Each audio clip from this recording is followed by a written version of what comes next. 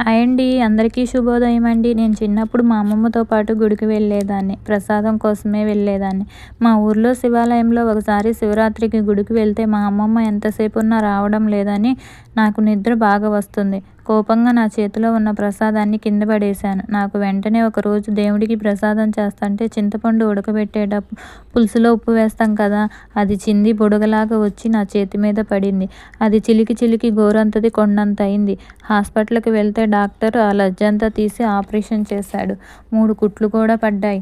నాకు అప్పుడు అర్థమైంది, దేవుడు ఈ రూపంలో కనపడ్డాడా అని. నేను చేసిన తప్పు మీరెవరూ చేయకండి. మీ లైఫ్లో కూడా ఇలాంటి సమస్యలు ఎప్పుడైనా ఎదురయ్యాయా? ఈ వీడియో కనుక నచ్చినట్టయితే లైక్ చేసి సబ్స్క్రైబ్ చేసుకోండి. Thank you all.